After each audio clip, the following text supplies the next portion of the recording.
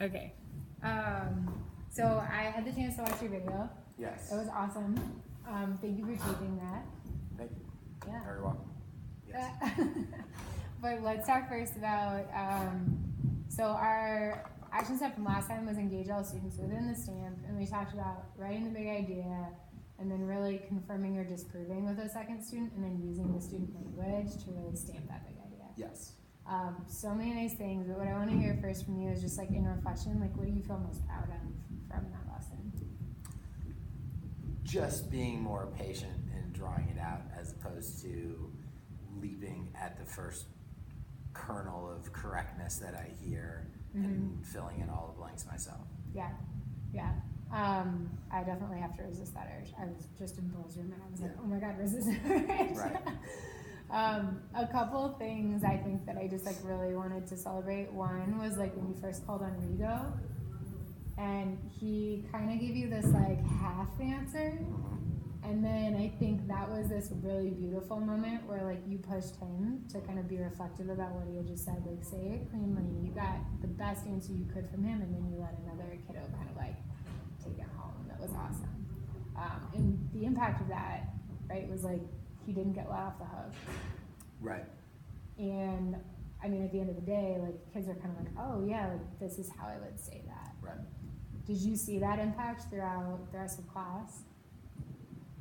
Yeah, and I've been cognizant of doing it since then. Yep, cool. So I'll help be a support and I'll just like keep my eye tuned to it, but for now we'll say that action step is checked. You feel good? I do. Cool. And so then today we're gonna kind of continue driving towards our goal around modeling, and we're gonna talk about the front end of the model. Okay. Because those bookends go so nicely together. And so what I would love for us to think about is like when you think about your most effective launch to your model, what are the things that you're doing as a teacher that are setting students up for success?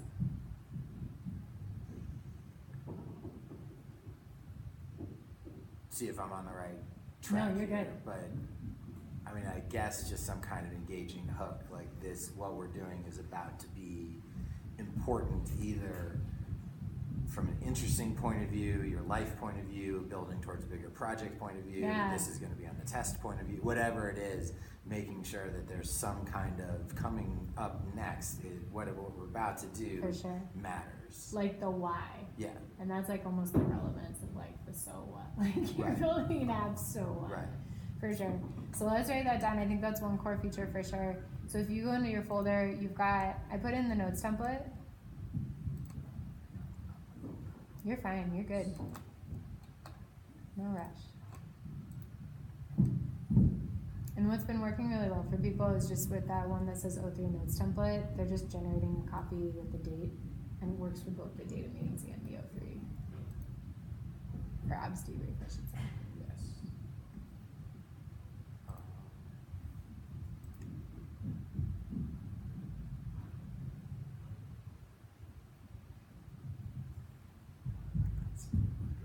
Try to go right to Command Drive. I'm not seeing it. You're good. Here, I'll send you one. Yeah. Well, Sorry, that was we my should next have done note. this before we started. This is my fault. No, I just had the agenda up, but just directly from the link that you sent. This instead is of like from- my life when I'm in meetings and I don't look at it. I don't have the name.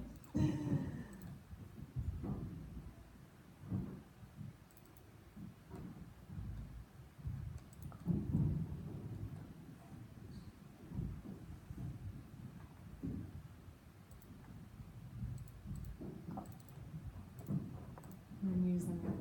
Yeah, it's taking its time. Good old interwebs. Open. There we go. So make a copy. Oh dang. 10, 11. Cool. Okay. So just to kind of like re-summarize what we had said before we Yes. before we found the document. So the one thing that you had raised is like we were talking about like what makes for effective launches, Yes. and you brought up kind of like a strong framing of the why, kind of the relevance component, which I think is really important. And then we're gonna watch a quick video and just that same framing question of like what makes this launch effective.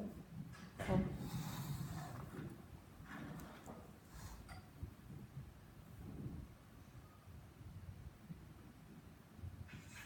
we're going to look at an actual AV prompt. One that comes from a topic you should be pretty familiar with.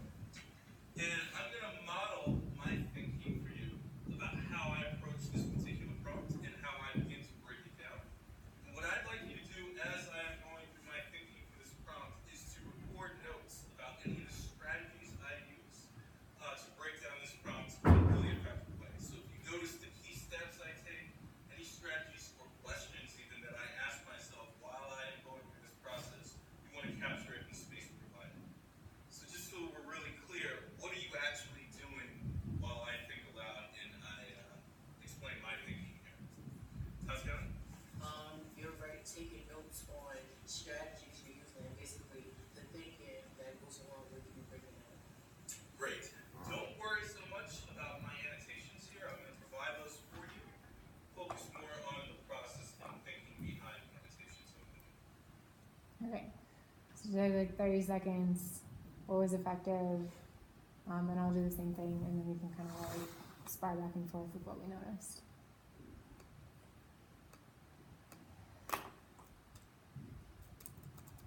And if you're ready, you can let me know.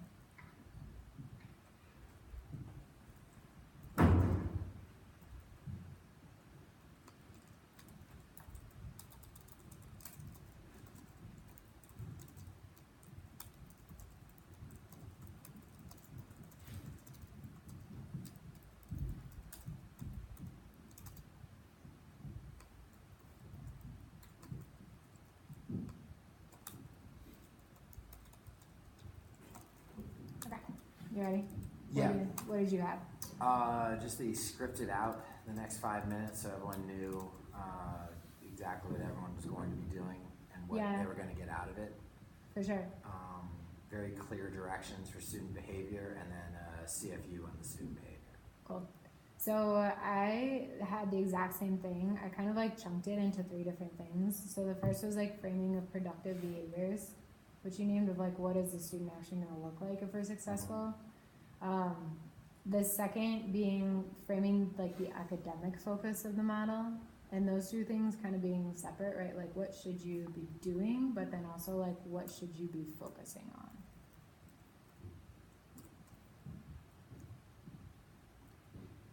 And then the last one that I had was exactly the same review, just the CFU of like what should you be thinking about as you're watching this model.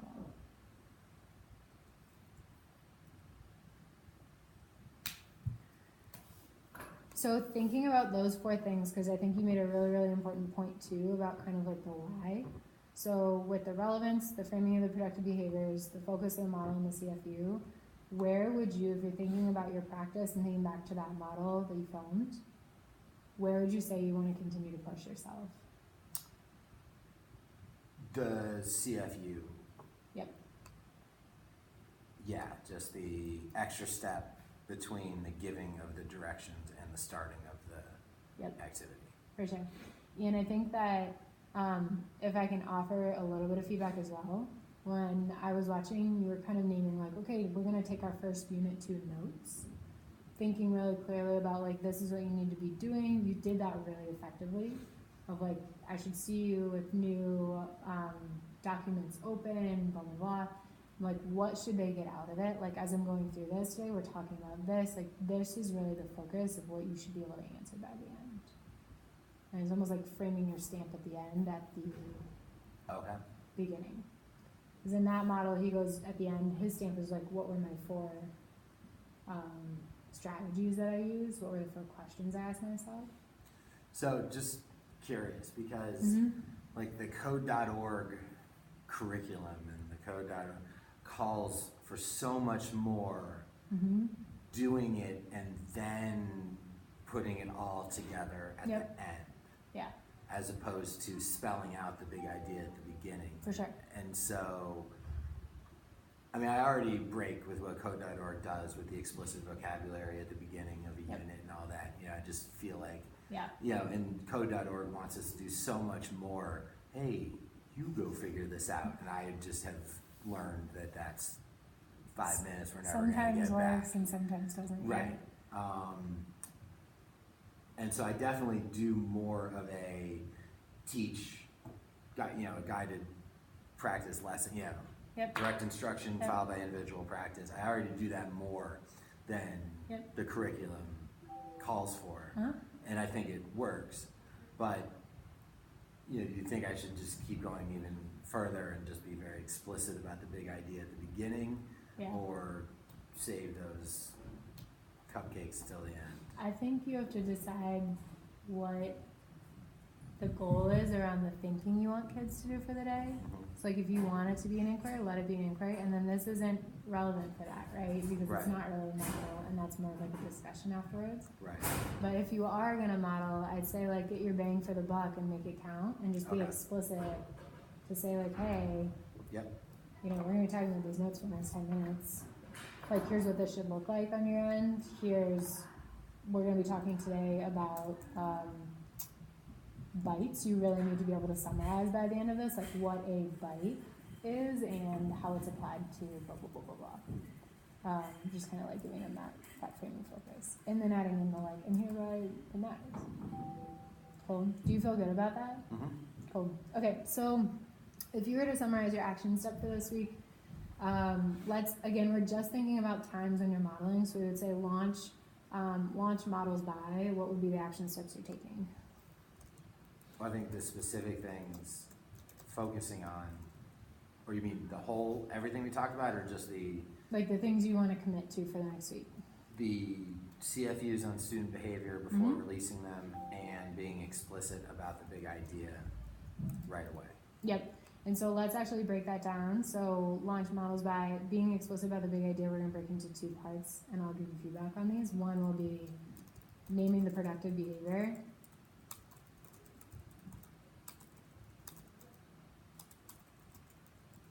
For the student note taking, like whatever that looks like. Naming the focus question, and I'm just going to put like in parentheses, like this is academic.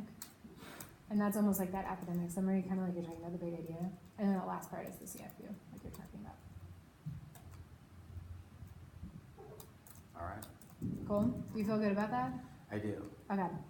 So let's look at an example of this that you have coming up, and it could be for today. If you feel like the next one that you want to look at is one coming next week, and we're just gonna. No, I'm all for what I'm doing today if you want. Great. Cool. Awesome. Okay, so give me a little bit of context for this. So,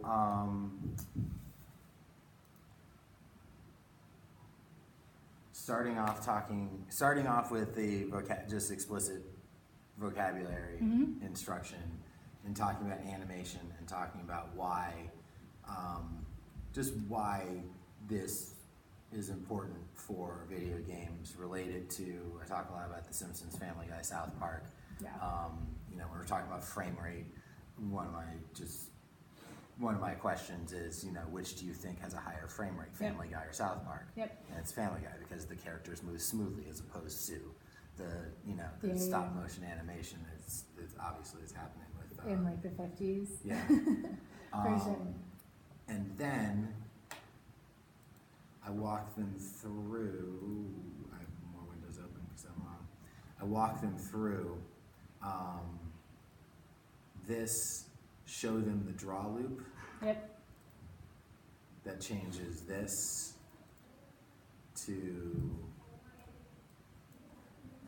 this. Yep. And build up to having an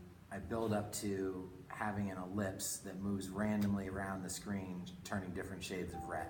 Okay. And then they copy the code from the board onto here. Right. Then they write their own code that would do this. So this is the practice. Yes. Okay, so then let's pause. So let's talk about, thinking about the stamps that we worked on last week. What is the big idea that if you were to say, like, at the end of this model to be successful, if they can say this, what would you want them to be able to say? That everything that they put inside the draw loop is going to repeat 30 times per